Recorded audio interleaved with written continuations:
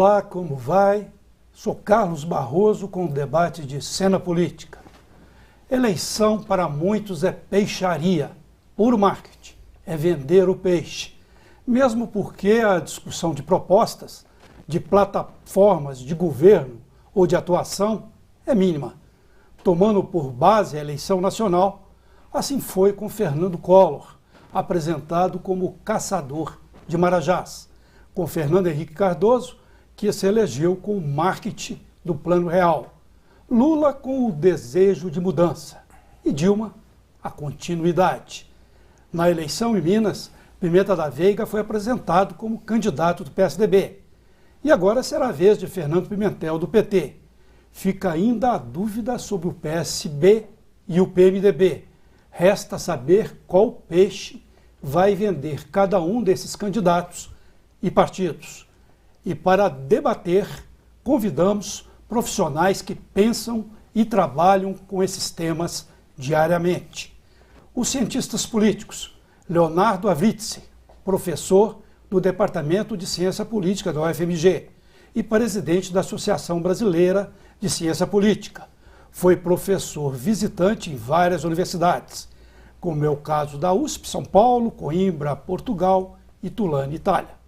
Malco Camargos, professor da PUC-MG desde 2001, é diretor executivo do Instituto VER, Pesquisa e Comunicação Estratégica. Tem doutorado sobre a correlação entre economia e política. Também é especialista em comportamento eleitoral. E também o jornalista Itamar Mairink, que tem atuação em diversos veículos de comunicação da capital. Nos últimos anos, trabalha como repórter e apresentador na rádio CBN Belo Horizonte. Avritzi, eu queria cumprimentá-la assim, aqui, porque você é a primeira vez que você está vindo ao nosso programa. Leonardo Avritzi, além do destacado trabalho como cientista político, é de uma casa onde transita a poesia. E também Malco Camargos, que nos honra novamente com a sua presença, o seu trabalho, inclusive, no Instituto VER. E também meu companheiro de rua, Itamar Mairink. Lembro-me muito bem das nossas coberturas, daquele explosivo início de governo Itamar Franco, quando ele pediu a moratória e a imprensa internacional toda veio para Belo Horizonte, porque um ex-presidente da República pediu uma moratória, né? A gente até brincava que era o Itamar Franco Mairink, né? Na cobertura. Mas largando a rasgação de seda e indo para o ofício do debate, eu queria começar com os dois cientistas políticos. A resposta aí dos dois. Temos aí a eleição, vamos começar lá de cima. Dilma defende a continuidade do desejo de mudança do Lula. A oposição, Aécio Neves e Campos e Marina, defende plataformas mais ou menos idênticas de mudança ao governo do PT. Eles têm que marketing, no seu entender, que eles vão poder empregar nessa eleição? Eles vão ter assim o peixe para vender alguma coisa de nova? Eu pessoalmente sou da opinião que assim, o Brasil ele foi paulatinamente consolidando, a partir de 1994, um sistema político onde existe alguma convergência em torno, vamos dizer, de algumas questões importantes, tipo a estabilização econômica, como, por exemplo, a partir de 2002, a própria ideia de políticas sociais mais distributivas, mais aceleradas. Então, existem convergências, existem divergências, né? O PSDB está no campo que dá mais importância, vamos dizer, para a estabilidade econômica do que para a política social, ainda que dê para as duas. Da mesma maneira como o PT dá mais importância para a política social, mas também opera, né, com o pressuposto da estabilidade econômica. Então, o que eu acho que essa eleição de 2014 vai fazer é um pouco discutir qual que é o balanço entre essas duas, vamos dizer, grandes macro-orientações da política brasileira democrática. E aí, claro, né, eu acho que existe sim o marketing político, mas o marketing, ele não inventa candidatos, ele não inventa propostas, ele trabalha em cima daquilo que já está colocado. Então, o caçador de marajá não foi inventado, não? Ele foi inventado, mas se a invenção for muito, muito artificial, ela dura pouco, né? Mas eu acho que na sua abertura, Carlos, eu acho que quando se refere a Collor, né, eu acho que o Collor foi um exemplo clássico e talvez um único, porque havia uma assimetria de informação naquela época. Collor tinha acesso a técnicas de pesquisa que chegavam no Brasil, que aproximavam muito o desejo do eleitor em relação ao discurso do candidato. De lá para cá, de 89 para cá, universalizou-se o acesso a essas técnicas, ou seja, todo mundo tem acesso à informação. Então, Collor foi fabricado com um diferencial de informação que só ele tinha. Depois isso equalizou. Então, o marketing ele perdeu a sua importância. Com o marketing hoje não se ganha eleição. O que não se pode é entrar na eleição sem marketing, porque aí você perde a eleição. Em outras palavras, se correr o bicho pega, não tem nem garantia de vitória. Agora, entrar sem é quase a certeza da derrota. Então, o que vai diferenciar mesmo são os candidatos e não os marqueteiros. E os candidatos no... Há uma colocação hoje, né, da questão da possibilidade de ter margem de mudança, né, para uma candidatura, né, de governo e outra de oposição, a oposição defendendo essa mudança. Existe realmente essa margem para essa proposta de mudança no Brasil hoje, já que Dilma já foi eleita, né, com a proposta de continuidade do governo Lula. Isso pode ser novamente repetido no discurso? Não esgotou isso, né? Pergunta. Não, vamos dizer o seguinte, a gente tem uma série histórica muito pequena, né, sobre reeleição no Brasil, mesmo que a reeleição só existe desde 94, né, ou desde 97, né, com a reeleição do Fernando Henrique logo em seguida. Então a gente não sabe muito sobre reeleição, porque são muito poucos casos, né? Então, assim, essa é a primeira eleição na qual, vamos dizer, um presidente fez o sucessor e o sucessor é candidato à reeleição. Não teve esse fenômeno. É uma simetria inédito, nova, né?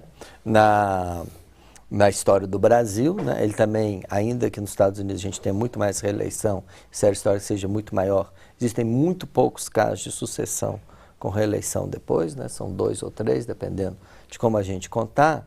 Então, assim, é evidente que para Dilma o problema da continuidade vai pesar em 2014.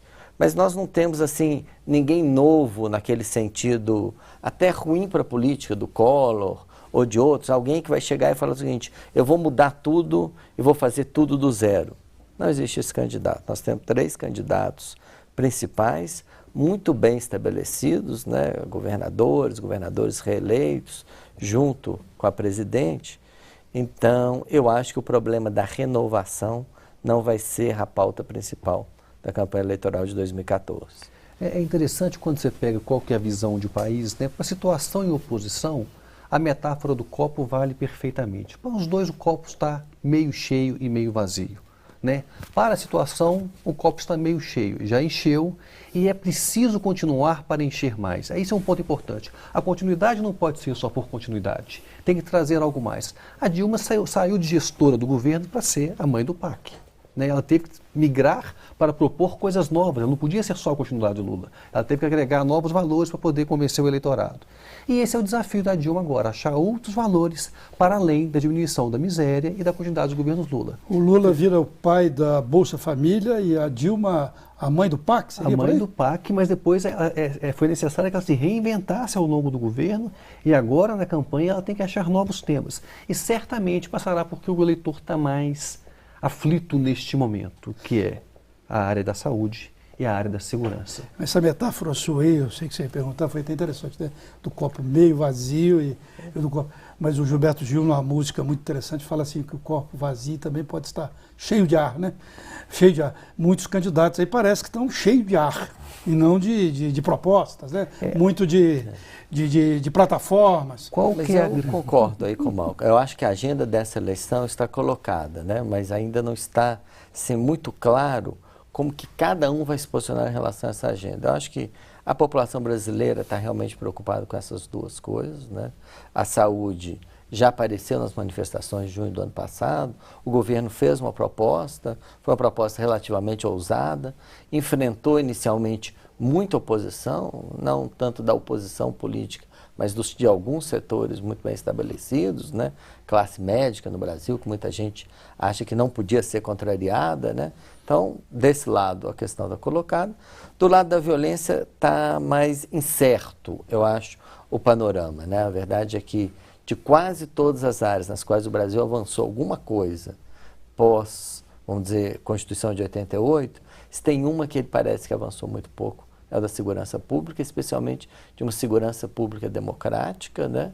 E a Copa do Mundo está aí e vão existir manifestações. Outro dia apareceu o dado no jornal O Globo, 64% dos policiais do Rio de Janeiro não sabem como reprimir ou como lidar com a manifestação pública. E 100 mil mortos por assassinato. São, a maioria negra e pobre. A Copa é o assunto do momento, né? Como que é que essa campanha deve se dar, com essa expectativa, né, de termos manifestações, que possa se repetir o que houve no ano passado? Mas aí, quando o Léo colocou da impossibilidade dos nomes colocados, né, eu concordo absolutamente com ele, seguinte, não há nenhum nome capaz de surpreender no cenário, de colocar alguém como novo na política de muito diferente, né? Então esse cenário faz com que, por mais que a credibilidade dos líderes caíram nas manifestações, alguns recuperaram, outros não, mas o pau que bateu em Chico também bateu em Francisco, o que o PT perdeu, o PSDB também perdeu, o PSB também perdeu. Isso faz com que, na hora da escolha, a lógica dessa eleição vai funcionar igual às escolhas anteriores. O eleitor vai pelo bem-estar econômico e pelo seu bem-estar social.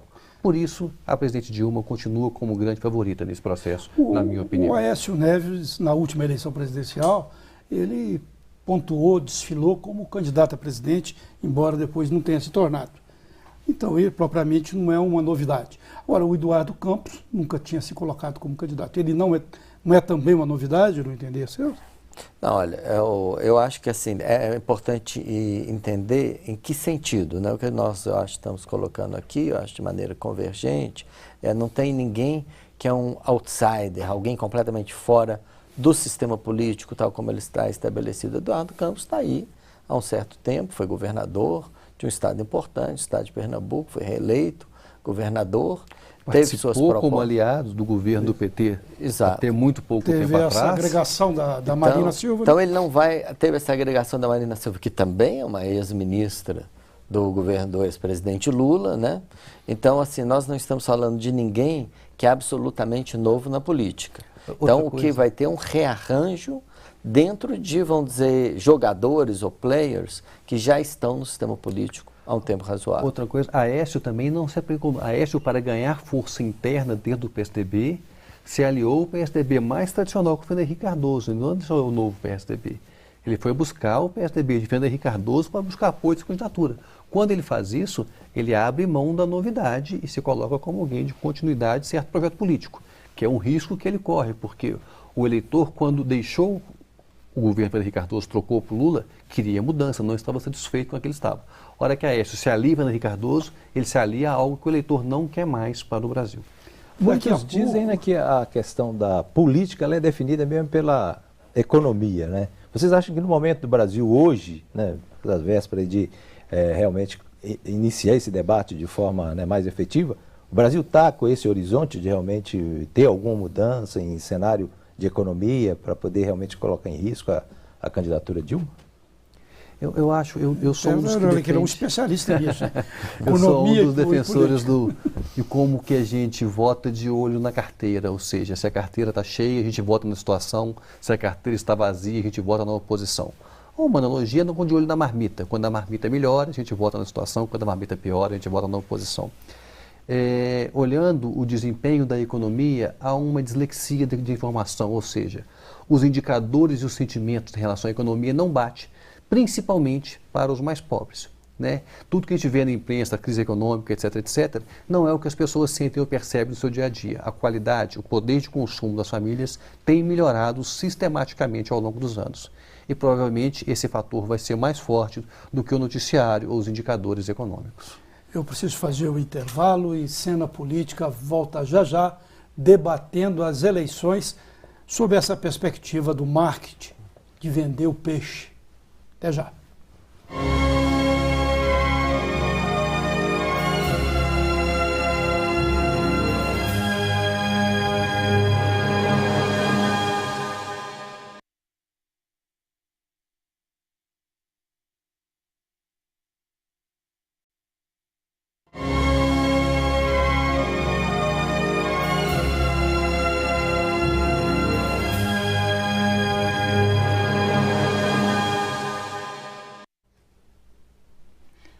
Voltamos com Cena Política, debatendo eleições e marketing.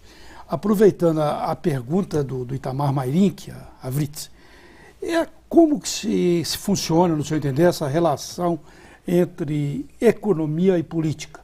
A economia é determinante, na maioria dos casos?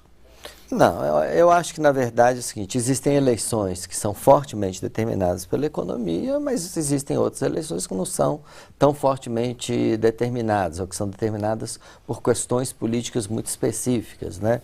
Teve uma eleição, a eleição que elegeu Bill Clinton, presidente dos Estados Unidos, uma eleição que acabou consagrando a frase do marqueteiro, aquela famosa frase, é economia estúpido, né? Que é, na verdade, a economia americana não ia bem e o presidente republicano, né, na época o George Bush, pai, né, ele não reconhecia isso e o Bill Clinton soube utilizar isso muito bem. E aí algumas pessoas começaram a achar que todas as eleições eram sobre economia. Eu acho que não. Algumas eleições são sobre economia, outras eleições são sobre a política. Agora, o caso brasileiro, ele é um pouco específico, porque nós tivemos a eleição de 2010, ela transcorreu num céu de brigadeiro econômico no país, né? Ou seja, uma crise econômica internacional muito forte, em quase todos os países, em quase todas as economias importantes, nos Estados Unidos, e as principais economias da Europa e o Japão, e o Brasil numa situação muito boa em comparação com esses países. Isso facilitou, vamos dizer, a eleição da presidenta Dilma Rousseff. Eu acho que isso não vai se repetir. Por quê? Porque eu acho que existe, vamos dizer, uma mudança de um ambiente ainda, que eu acho que e aí quando a gente fala de economia são duas coisas, é o bolso do eleitor, mas é a macro situação econômica também. E eu acho que na questão macroeconômica, que é a inflação está alta, a taxa de juros está alta, a economia brasileira está crescendo adequadamente ou não, aí vai ter uma pauta que pode eventualmente ser problemática para o presidente. Me desculpe, eu te interrompi, mas você falou aí da frase do jornalista americano. Os jornalistas americanos, Itamar, são bons de frase, né? Eu lembro uma frase de um jornalista sobre aquele antigo presidente americano, Gerald Ford, né? Que não conseguia andar e mascar chicletes ao mesmo tempo, né? Eles têm assim uma pontuação, né? Que é diferente aqui do Brasil, os jornalistas são bem mais amenos, né? Mas eu queria te cumprimentando esse assunto sobre as eleições e puxando com você, Malco. É o seguinte, e depois a gente vai voltar até para a eleição aqui em Minas, que a gente precisa destacar a eleição em Minas. Mas ficando lá em cima ainda, nós temos aí um ano que pode ser atípico. Copa do Mundo. Eu vi um cartaz na revista Época, que eu achei impressionante. O sujeito lá no meio da manifestação, com aquele cartaz assim, a FIFA vai ajudar na saúde? Parece que vem manifestações, já estão acontecendo manifestações pesadas. Tanto que a presidente Dilma, o governo do PT, já está mudando até o discurso, né? Está querendo defender a Copa como algo assim, como algo que vai favorecer a imagem do Brasil, mas que não vai adiantar muita coisa, segundo a própria presidência. E também essa questão aí, a gente tem vários fatos. A gente viu hoje a morte do cinegrafista, né? Andrade, né? Andrade, o nome dele.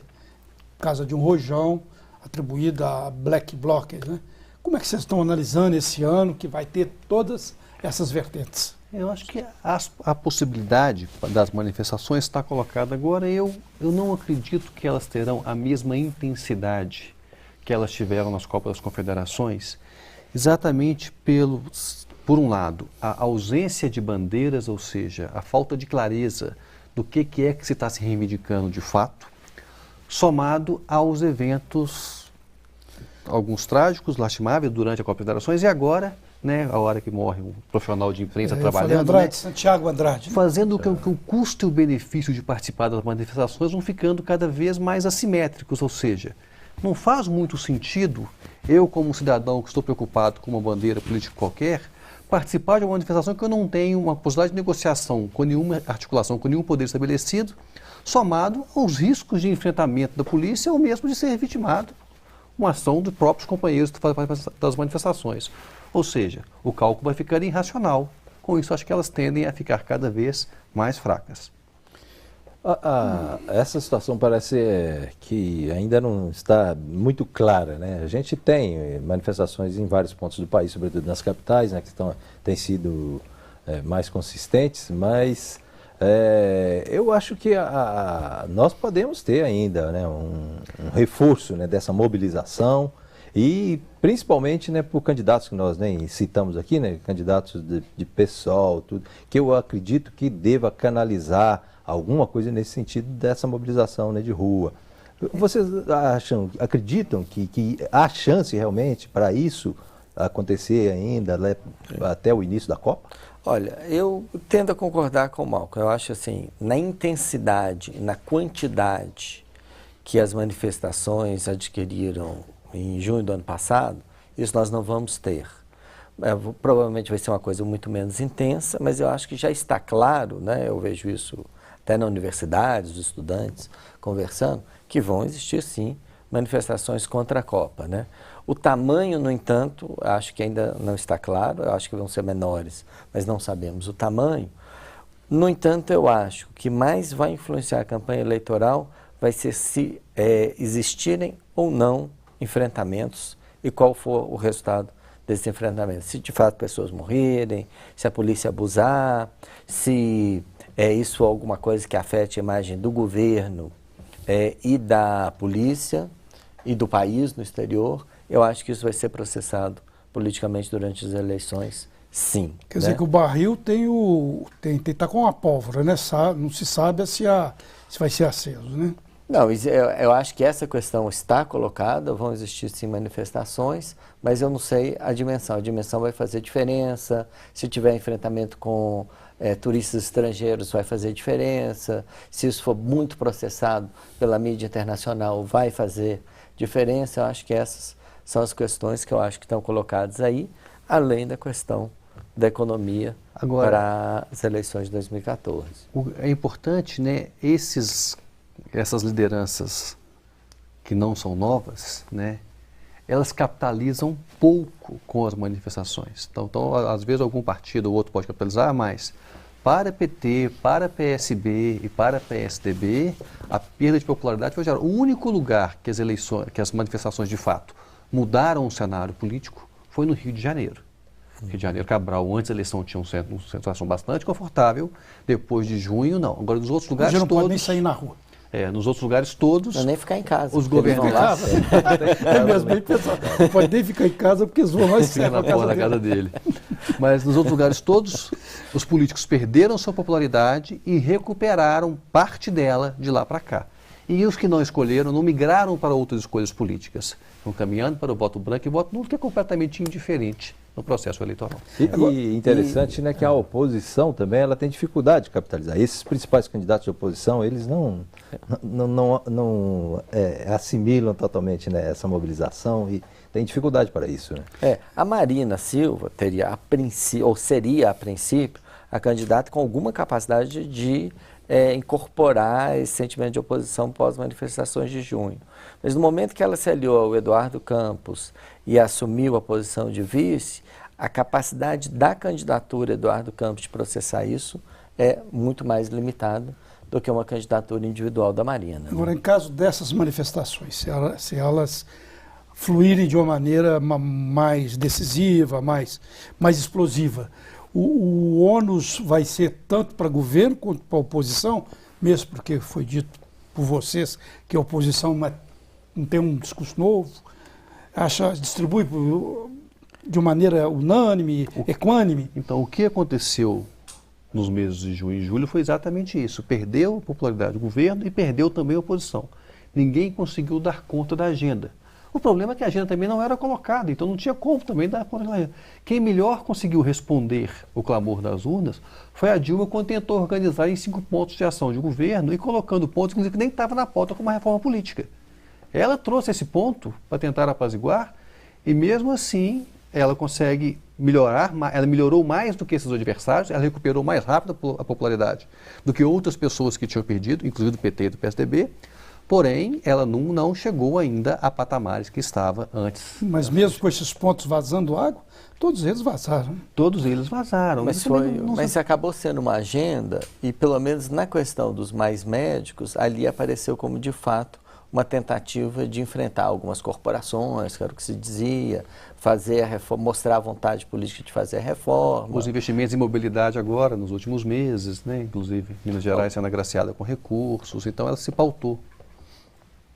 A questão, eu queria puxar um pouco aqui para a questão de estados, né? Que nós temos dois candidatos, né? Não sei, sim, nós temos de pulsar e podemos fazer até o restante do programa mesmo em cima disso, porque nós estamos aqui agora, né? Isso. Nós temos dois candidatos, né, que governaram seus estados, né? Um ainda governa o estado do Nordeste, então eu vejo o Eduardo Campos, né, como um candidato com potencial, né, de se fortalecer de repente na região.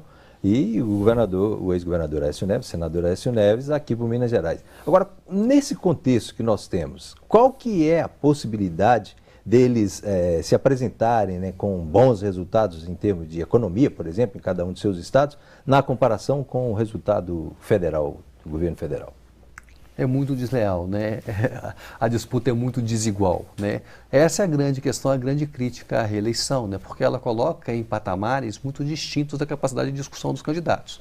Dilma vai falar de um mundo, ela vai pegar o copo, meio cheio, meio vazio, e vai falar das realizações que ela fez. Aécio Eduardo Campos vai falar do que ela poderia ter feito. É muito diferente para o eleitor acompanhar algo que é racional e palpável, que ele pode mensurar, com o que poderia ser. Então, construir mundos, construir cenários alternativos é muito mais difícil do que você descrever cenários, a princípio, que o eleitor pode ter experimentado, né? Se o governo já produzido resultados para isso. E o governo Dilma tem produzido resultados principalmente para as classes mais baixas. Bom, eu tenho de dar um intervalo e depois nós voltamos, centrando mesmo aqui nas eleições de Minas Gerais. Cena Política volta já, daqui a pouco.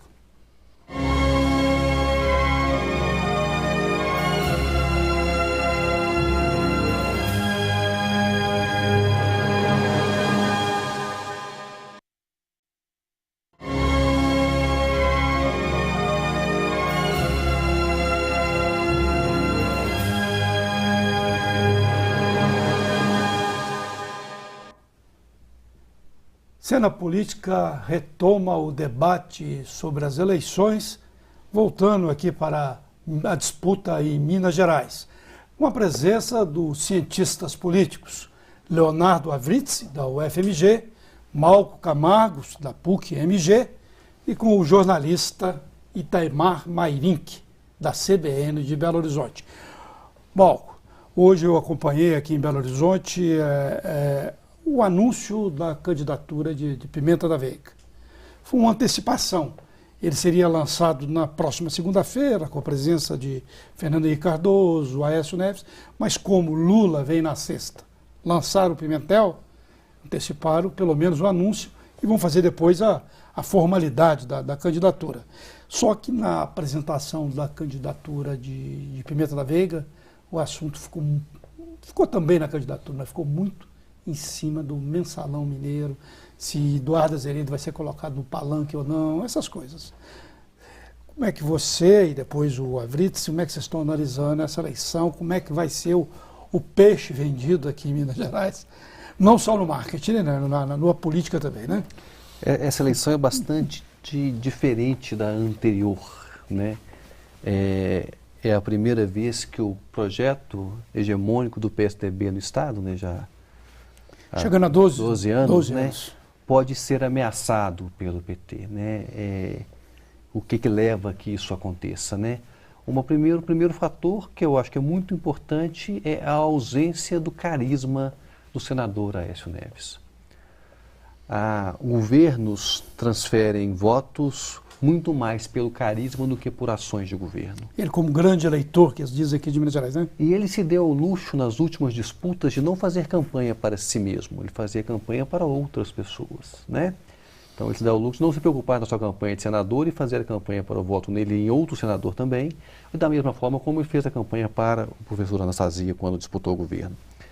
Somado a um PT mais organizado no nível interno, ou seja, Fernando Pimentel consegue chegar à disputa com o apoio, pegando o processo interno do PT, dos 3 candidatos que disputaram a presidência estadual.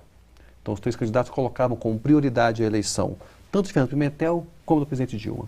E um outro fator que eu acho bastante relevante, Pimentel tem mais gana pelo poder, mais vontade de chegar lá. E eu acho que essa é uma característica fundamental para enfrentar um processo tão desgastante que é uma campanha política. O Pimenta da Veiga, me desculpe, já foi manda-chuva desse país, né? Ele, como ministro das comunicações de Fernando Henrique Cardoso, ele mandava e não pedia, né? Também teve sempre muita gana. Mas estou falando do ponto de vista do PT, né? A diferença, né? Pimenta da Veiga foi uma surpresa quando colocado, né? Sim, ele já estava ausente há muito tempo da política de Minas. Não só ausente, mas a carreira política de Pimenta, ela tem altos e baixos, né?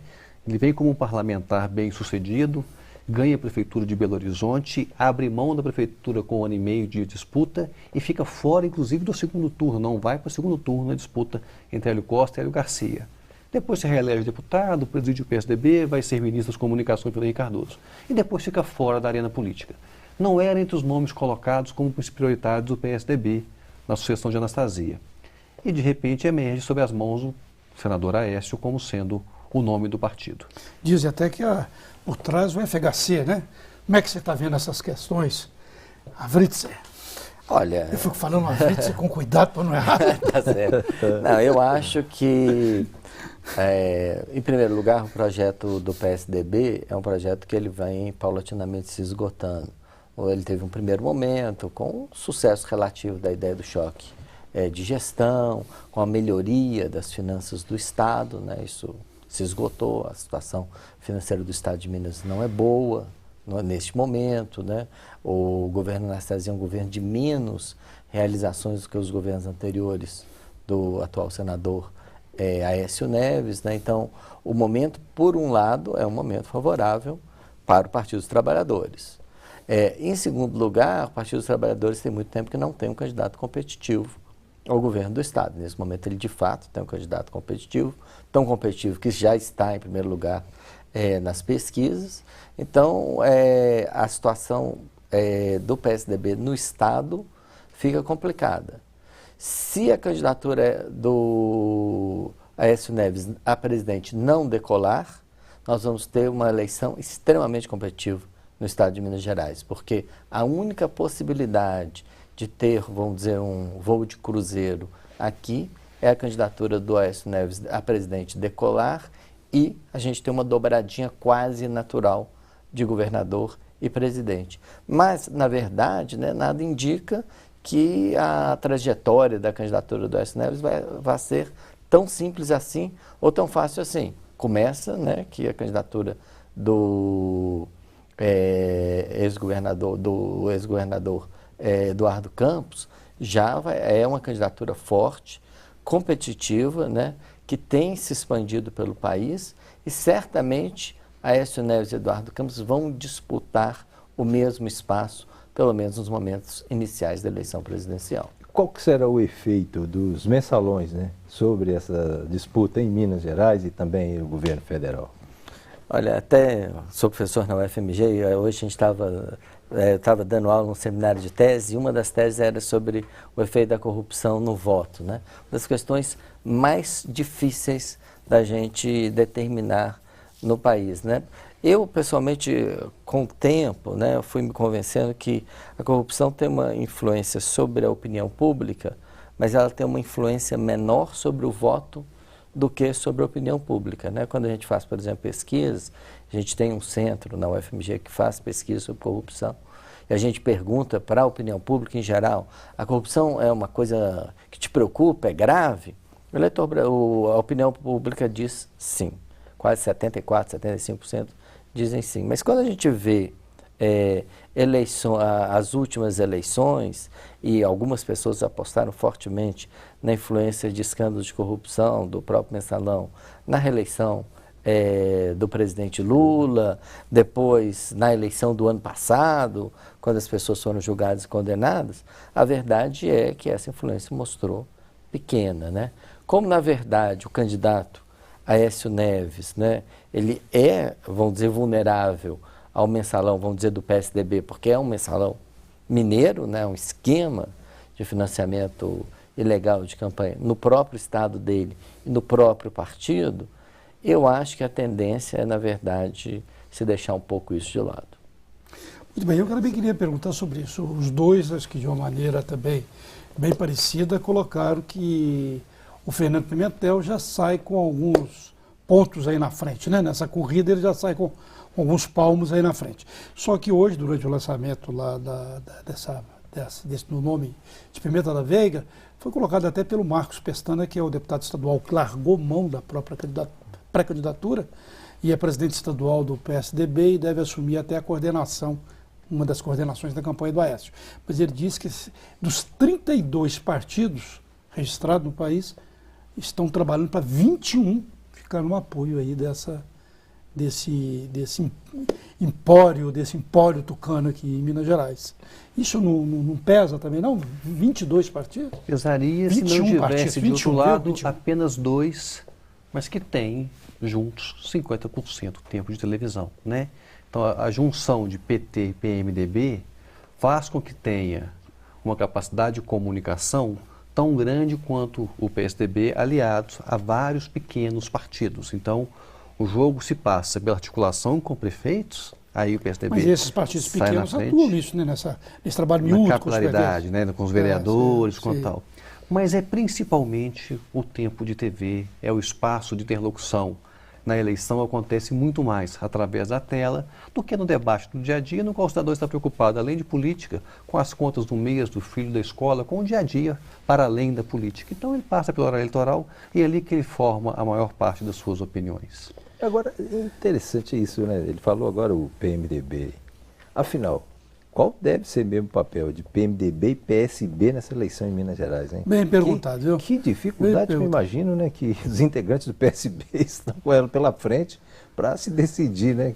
Qual caminho seguir aqui em Minas, afinal? Itamar, eu fico imaginando, no tabuleiro de xadrez, duas peças se movimentaram. Os dois reis já se movimentaram rapidamente para tentar ocupar um lugar no tabuleiro. Pimenta e Pimentel. Pimenta e Pimentel. Agora, os outros dois dependem essencialmente do passo um do outro. A impressão que eu tenho é que, se a candidatura de Pimenta não se decolar nos próximos meses, né, tem mais ainda 2 meses, 3 meses para efetivar, a alternativa do Palácio é fazer que o PSB tenha candidato para que garanta um segundo turno no Estado. Então, a polaridade pode fazer com que a eleição acabe no primeiro turno, o que é muito ruim para o PSDB. Ficando os números de hoje. Se eu entender, se o Márcio Lacerda, o prefeito, sai candidato, inclusive, houve uma pesquisa que mostrou que ele está num nível próximo a Pimentel, em termos de enquete, né? Em termos de opinião pública.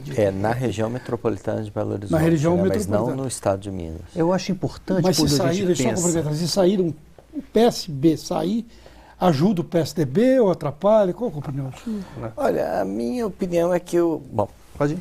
A minha opinião é que o Márcio Lacerda tem problemas locais graves o suficiente para não se aventurar, né, numa candidatura ao governo do Estado, que seria uma candidatura dificilmente exitosa, né? Ou seja, a carreira do Márcio Lacerda ela teve baseada no fato que ele concorreu em eleições relativamente tranquilas, especialmente a primeira, mas ainda assim, eu diria que mesmo a eleição de 2012, para ele foi relativamente tranquila pela dianteira, pelo fato de ter uma campanha organizada, e uma oposição que só surgiu no último momento, né? Então, nenhuma das duas campanhas mostrou ele como um excelente candidato, uma excelente pessoa para a campanha, aquela pessoa que vai virar uma campanha eleitoral. Então, eu acho que ele não vai começar a fazer isso nesse momento. O Leonardo coloca uma coisa que eu acho importante, e a carreira do Márcio Lacerda ela pode ter 2 pontos. Ela pode ter um ponto de inflexão de muito risco agora, ou tentar melhorar a sua situação e se cacifrar mais para buscar esse posto mais na frente. Ou seja, ele tem obras importantes para executar em Belo Horizonte, tem o BRT para inaugurar, tem algum dinheiro do metrô que ele pode começar as obras, que ele pode sair muito melhor daqui a 2 anos do que está hoje para participar no processo como, de certa forma, coadjuvante para levar a eleição do segundo turno, né? De outro lado, talvez quem pudesse fazer esse papel com muito mais tranquilidade e com muito menos a perder é Alexandre Calil, presidente do Atlético, que pode ter aí 10% dos votos, sabendo que não ganha, mas uma quantidade de votos importante para fazer com que a disputa chegue no segundo turno. Com essa mística do futebol aí, tudo, Copa Agora, do Mundo. tem uma diferença muito grande dessa eleição para a passada. Na eleição passada, Hélio Costa também tinha uma dianteira muito forte sobre a Anastasia. Mas quando olhava o perfil qualitativo dos candidatos, o que justificava o voto ao Hélio Costa, as pessoas não conseguiam reportar nenhuma ação do então candidato, a não ser o fato de ter sido repórter da Globo. Em contrapartida, há um candidato até então pouco conhecido, que era o Anastasia, que nos grupos de discussão, quando era apresentado, quando alguém que o conhecia, falava assim, ele é o professor, ele é o técnico do governo Aécio, ele que faz o governo andar. Quando acontecia esse discurso no grupo, vários eleitores de Hélio Costa já migravam automaticamente para o professor Anastasia. Isso não acontece nesse processo porque Pimentel tem muito mais consistência do que Hélio Costa. Tem uma estrutura partidária muito mais ativa do que Hélio Costa e faz com que, então, parte dos votos do Pimentel é de recall, é de lembrança do seu nome. Então, ele não tem 40% de fato dos votos, mas ele tem uma vantagem considerável sobre Pimenta da Veiga e tem uma consistência para aqueles que defendem o voto Pimentel. Isso faz com que o jogo seja muito diferente. Que já estão me dando um sinal ali, e Cena Política volta já já, encerrando esse debate sobre as eleições e o marketing em Minas Gerais, agora aqui no nosso estado. Até já.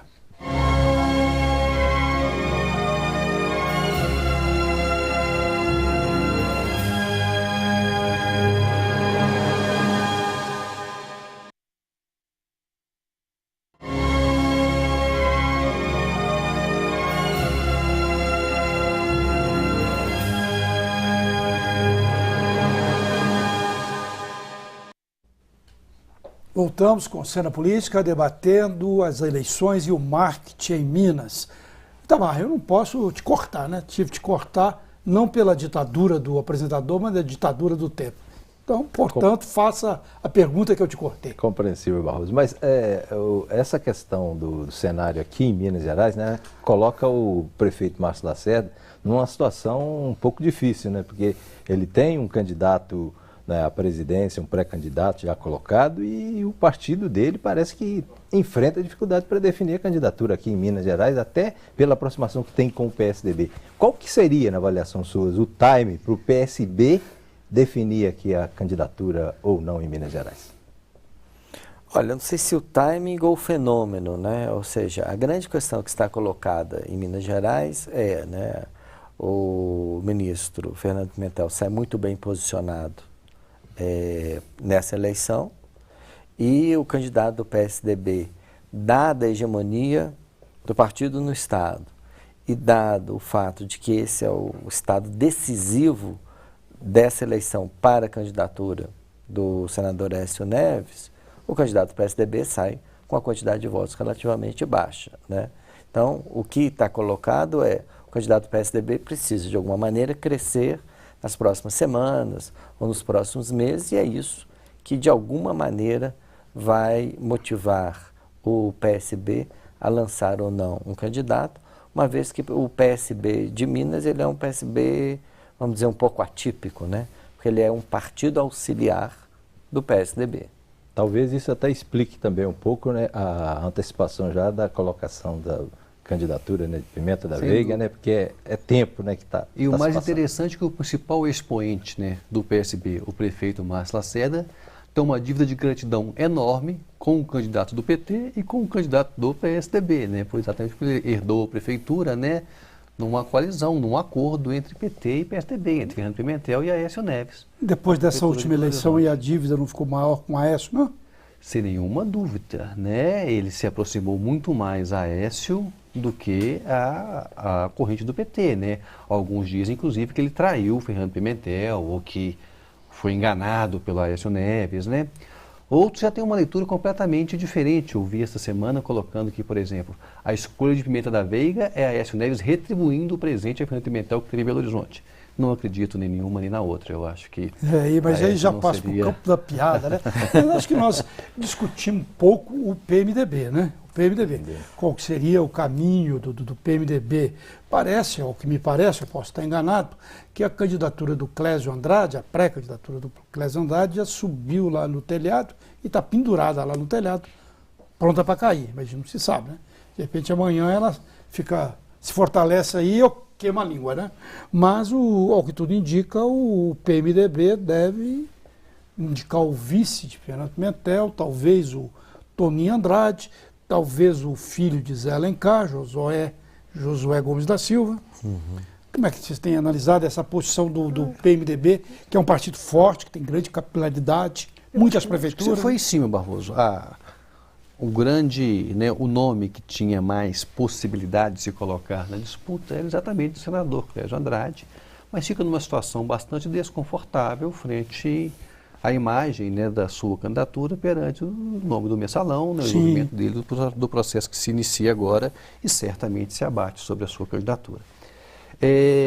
A outra possibilidade, eu acho que bastante crível, eu acho ela mais crível no momento, é o PMDB sair de vice, com Josué tendo grande chance de ocupar o lugar de Fernando Pimentel como ministro da presidente Dilma. Isso né? Essa pode ser bastante colocada. Na hipótese de um novo governo, porque nesse aqui ele rejeitou, ele não quis. Mas ele é o nome com um perfil bastante adequado e bastante colocado nesse cenário. Então, acho que a tendência do PMDB, a não ser que o PSB venha ameaçar e embaralhar grande o cenário, é lançar mais um candidato para colocar mais uma alternativa para o eleitor. Embaralha aí? Deixa eu entender. Olha, eu vejo da seguinte maneira, acho que o PMDB e o PT, eles não se dão em muitos estados, mas o estado de Minas nessa questão ele é quase uma exceção, né? A verdade é que o PT aceitou assumir a vice na candidatura do Hélio Costa, né? Na eleição passada, tiveram juntos mais uma vez na Prefeitura de Belo Horizonte, né? Na eleição de 2012. Então, PT e PMDB parece que não tem grandes problemas no estado de Minas Gerais. Existe uma relação e, assim, me surpreenderia que esse fosse o momento de ruptura, quando, na verdade, né, essa talvez seja a primeira das alianças que pode, na verdade, ser exitosa no seu resultado e levar à eleição do candidato, né? Então, soma-se a isso o problema do mensalão mineiro, né? E a tendência na verdade, o Clésio Andrade se afastar um pouco dessa disputa eleitoral. Há uma questão aí do senador Aécio Neves, que eu acho que se ele realmente não viabilizar essa aproximação PSB com o apoio de PSB, né, a uma candidatura do PSDB aqui, ele pode perder terreno, né, para o Eduardo Campos, né? Aqui no estado de Minas. Em Minas Gerais. Eu acho que, na verdade, a grande questão do Aécio Neves é a viabilização nacional da candidatura dele, né? Na verdade, ele tem trabalhado há muito tempo na sua candidatura, mas ele tem conseguido apoios significativos, principalmente do ex-presidente Fernando Henrique Cardoso, mas ele tem o tempo todo mostrado dificuldade em viabilizar a sua candidatura, especialmente, eu diria, no eleitorado ou em setores políticos, vamos dizer, de segundo escalão do estado de São Paulo.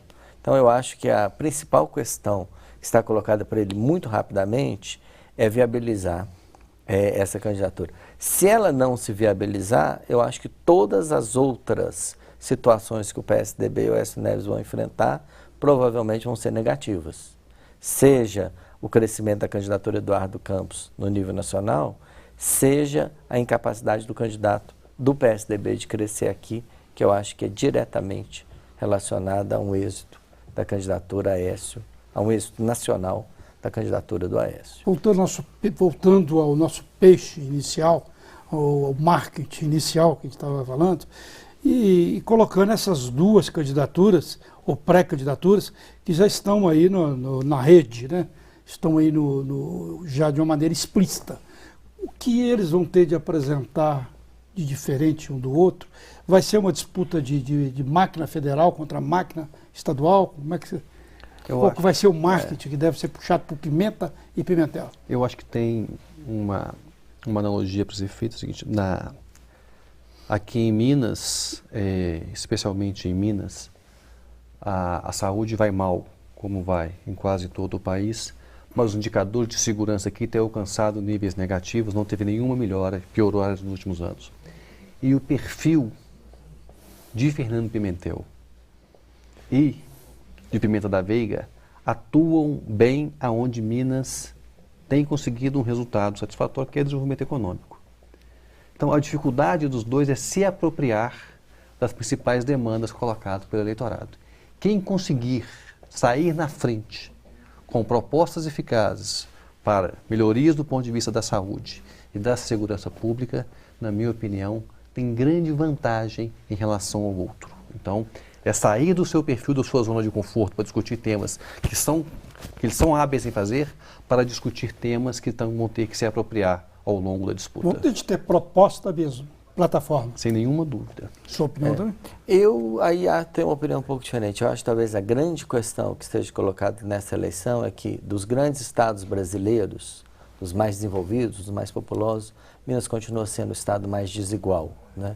Minas é um estado muito mais desigual do que São Paulo, do que Rio, do que o Rio Grande do Sul, né? A pobreza no norte de Minas, a desigualdade regional é alguma coisa que marca muito fortemente esse estado hoje na federação, em relação aos seus parceiros na região sudeste. Eu acho que esse é o grande fracasso do governo do PSDB. Ele não foi capaz de reverter isso, né? Na verdade, o governo de Minas tem pouquíssima presença em algumas das regiões, optou por uma presença muito forte na região, em Belo Horizonte, na região metropolitana de Belo Horizonte e algumas regiões bastante tradicionais do estado e até exitosas em certos termos no passado, como o sul de Minas, não vai bem, como também não vão bem, né? As regiões norte, nordeste do estado. Eu acho que essa questão da desigualdade regional e de um plano de desenvolvimento integrado para o estado de Minas Gerais, eu acho que ela é central, ela pode virar um dos pontos fundamentais dessa campanha. Outro fator que eu acho que é importante é quando vai ser uma eleição no qual ambos os candidatos vão contar com padrinhos significativos, como tem acontecido sistematicamente em Minas, né? Então, agora acontece que os padrinhos tendem a se anular. Da mesma maneira que parte considerável do eleitorado vota o candidato indicado por Aécio, parte também vota pelo candidato indicado por Lula e por Dilma. Então, essa soma de apoios tende a se anular e ficar a diferença pessoal de cada um dos candidatos, o que faz com que a eleição fique mais emocionante, não sendo ancorada por apenas um padrinho, o que traria uma desigualdade no processo. O Fernando Pimentel tem madrinha e padrinho, né? O outro só tem padrinho. Tem dois padrinhos. Falta um, né? Falta um. Ou dois padrinhos. O PMDB, vocês consideram que ele hoje, em Minas Gerais, a situação estaria mais tranquila do que outros estados, como por exemplo aí o Paraná, o próprio São Paulo, né? Criaria mais dificuldades para Dilma hoje, por exemplo, nessa composição? Eu concordo muito com o que o Leonardo falou. O PMDB, que por mais diverso que ele seja, de fato é um partido muito diverso, com 3 lideranças fortes, que comandam grupos de prefeitos distintos, eles se aliam, entram em acordo com muita tranquilidade em qualquer proposta geral do partido para o Estado. Ele tem sido muito fiel à aliança com o PT ao longo do tempo. Muito bem, eu agradeço a presença dos três. E Cena Política volta na próxima semana trazendo o debate sobre as eleições, tanto aqui em Minas quanto no país. Até lá!